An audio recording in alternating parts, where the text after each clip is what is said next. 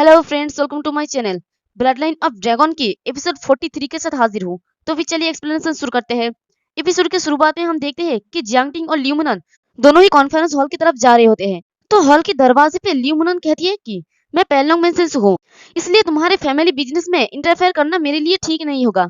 और उसे हौसला देते हुए कहती है कि जियांग टिंग तुम बेस्ट हो, अब जाओ। तो जियांग टिंग भी मुस्कुरा के कहता है कि शुक्रिया तुम्हारा मिस लियू, और वो कॉन्फ्रेंस हॉल के अंदर चला जाता है। तो हॉल में सभी लोग मौजूद होता है और साथ में जियांग टिंग भी होता है। तो जियांग टिंग ग्रीट करके कहता है कि अंकल जी मैं वापस आ गया। तो जियांग टिंग की आवाज सुन के जियांग टिंग के पीछे की तरफ देखता है और जी कहते हैं कि जियांग टिंग इधर पास आओ। तो कायू कहता है कि अब जब यंग मास्टर यहाँ पर है तो हमारे लिए अफेयर को सेटल करने का टाइम आ गया है। तो जियांग टिंग के उन्हें ताना मारते हुए कहता है कि तुम्हारा लॉयलिटी और राइटियसनेस बस दिखावे की सर्विस है। एंड में तुमने भी मेरी तरह पैनलोंग मेंशन के सामने सबमिट कर दिया। मैं नहीं समझता तुम पैनलोंग मेंशन तक भी खेलते हो, और तुम सब भी। तो तुम मुझे जज करने के लिए क्वालिफाइड कैसे हो सकते हो। तो जियांग टिंग कहता है कि जियांग फैमिली में से कोई भी मुझसे पूछ सकता है कि मैंने क्या किया है। और वो जियांग टिंग को लात मार के कहता है कि बस तुम्हें छोड़कर, क्योंकि तुमने सिर्फ जियांग फैमिली के लिए अपमान छोड़ गए हो।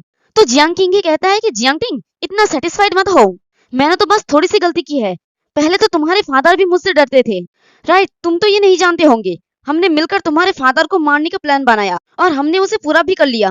तो ये सुनते ही जियांग टिंग को एक झटका लगता है और वो गुस्से में जियांग टिंग को कॉलर से पकड़ के कहता है कि तुम किस बारे में बात कर रहे हो। तो जियांग टिंग हंसते हुए कहता है कि मैं पैनलोंग मेंशन से हेल्प मांगूंगा और जियांग फैमिली को डिवाइड करूंगा, और ये दोनों काम ही मुझे मौत के मुंह में भेज देंगे, मुझे ये पता है। और मुझे जब याद आता है कि मैंने एक बार ही सही लेकिन जियांग फेंगी को हरा दिया है, तब मुझे लगता है कि मेरा लाइफ बेकार नहीं गया। तभी कोई चिल्ला के कहता है कि किंगे तुमने अपने बारे में बहुत ऊंचा सोच लिया है। तो ये दोनों ही उनकी तरफ देखता है तो देखते हैं कि ये अंकल काइयो होता है और वो कहता है कि काइफेंग की मौत अपनी मर्जी से हुई है।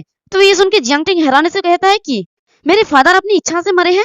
तभी जियांग टिंग खुद को जियांग टिंग से छुड़ा के जियांग काई की तरफ आगे बढ़ते हुए चिल्ला के कहता है कि उसे जस्टिफाई मत ठहराओ, वो उस टाइम अपने पीक पर था, वो खुद ही अपना मौत की मांग कैसे कर सकता है। तो जियांग काइयो कहता है कि तुम जैसे छोटे सोच के लोग कभी भी जियांग काइफेंग की कैरेक्टर की स्ट्रेंथ को नहीं समझ पाएंगे। बाहरी लोगों की नजर में काइफेंग सिविल और मिलिट्री स्किल दोनों में स्ट्रॉन्ग था। उसने जियांग फैमिली को अनप्रेसिडेंटेड प्रॉस्पेरिटी की ओर लीड किया, लेकिन पैनलोंग मेंशन की तुलना में जिसने 100 यार्ड्स तक आइलैंड पर डोमिनेट किया, उसकी तुलना में जियांग फैमिली इनसिग्निफिकेंट है और पैनलोंग मेंशन में एब्सोल्यूट स्ट्रेंथ है। ये लोगों को बस में करने के तरीकों में माहिर है। इसके अंडरलिंग्स सभी बड़े फैमिलीज में फैले हुए हैं। इस पिंजरे से बाहर निकलने के लिए हमने सालों से प्लान बनाया है। जब तक टिंग की जन्म नहीं हुआ तब तक हमने आशा की रोशनी नहीं देखी, इसलिए काइफेंग को अपनी मर्जी से पैनलोंग मेंशन की इनविटेशन को रिसीव हुआ। भले ही इससे उसकी रेपुटेशन बर्बाद हो जाए, लेकिन वो जियांग फैमिली की ब्रह्मा ड्रैगन फिस्ट वापस पाने में कामयाब रहा। ये फिस्ट ब्लड वेन को डैमेज पहुंचाएगा। जब काइफेंग मर रहा था तो उसने जियांग टिंग से फिस्ट की इस आर्ट को लगन से कल्टीवेट करने की रिक्वेस्ट किया, ताकि उसकी स्पेशल ब्लड वेन बहुत जल्दी एक्सपोज ना हो। और इस इंसिडेंट में कई लोग शामिल थे और जियांग फैमिली का मास्टर किसी और के हाथ में लग गया। इसके बाद हमारा जियांग फैमिली पैनलोंग मेंशन की नजरों में नहीं रहा और मैं क्रो पॉइजन के नशे में था, और एक दिन टीम को लीड करने के लिए अपना फेबल एग्जिस्टेंस को जेल से बाहर खींच लाया। ये एक मजाक है कि किंगे के विश्वासघात की वजह से हमारा प्लान सक्सेस हो गया। मतलब इनका प्लान था कि जियांग टिंग की स्पेशल ब्लड वेन को पैनलोंग मेंशन की नजरों से बचाना। तो ये सुन के जियांग टिंग और जियांग टिंग के दोनों ही हैरान हो जाता है और जियांग काइयो कहता है कि सॉरी टिंग, हमने तुम्हारे पास कोई चॉइस नहीं छोड़ा। इस साल तुमने बहुत कुछ सफर किया है, मैं एक्सपेक्ट नहीं कर रहा हूँ कि तुम हमें माफ कर दोगे, लेकिन तुमने फिर से पैनलोंग मेंशन के ध्यान को खुद की तरफ अट्रैक्ट कर लिया है। तुम यंग मास्टर हो जो जियांग फैमिली को फिर से जिंदा करने की सबसे ज्यादा आशा रखते हो।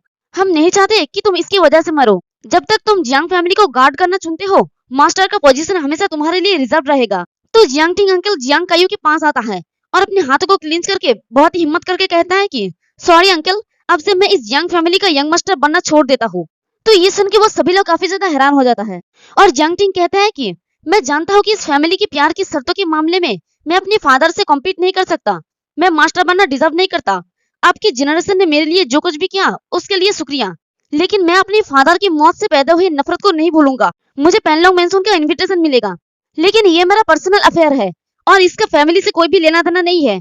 मुझे पता नहीं कि फ्यूचर में क्या होगा, लेकिन मैं प्रॉमिस करता हूँ कि मैं आसानी से नहीं मरूंगा।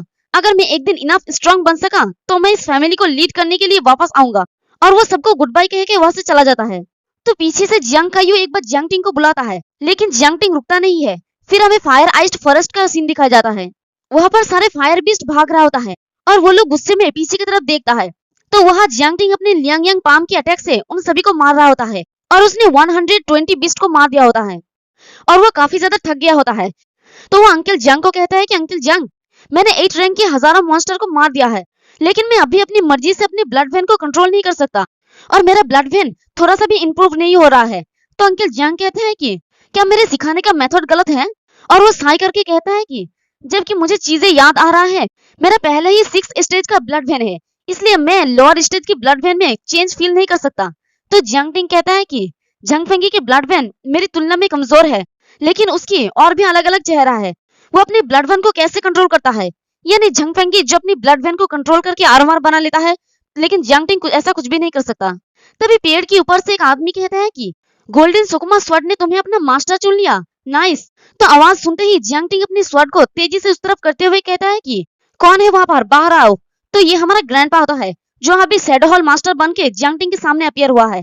तो ग्रैंडपा कहता है कि रिएक्शन स्प्रिट बुरा नहीं है लेकिन मेरा डिसाइपल तुम्हारा कंट्रोल का समझ तुम्हारा फादर जितनी अच्छा नहीं है। तो ये सुन के जियांगटिंग हैरानी से कहता है कि डिसाइपल। तो ग्रैंडपा कहता है कि राइट, इस दिन से मैं तुम्हारा मास्टर बनूंगा। तो जियांगटिंग वहां से जाने लगता है। तभी ग्रैंडपा अपनी फ्लावर पेटल से जियांगटिंग को पूरी तरह से घेर लेता है और कहता है कि मैंने तुम्हारे साथ पहले से ही इस पर डिस्कस करने का प्लान नहीं बनाया था। तो उन फ्लावर पेटल से एक चेन बन जाता है जो जियांगटिंग को पूरी तरह से जकड़ लेता है। तो जियांगटिंग को उस चेन के साथ बंधे हुए बॉल की तरफ देख के कुछ याद आता है और कहता है कि ये तो डेमन सीड्यूसिंग पॉट है।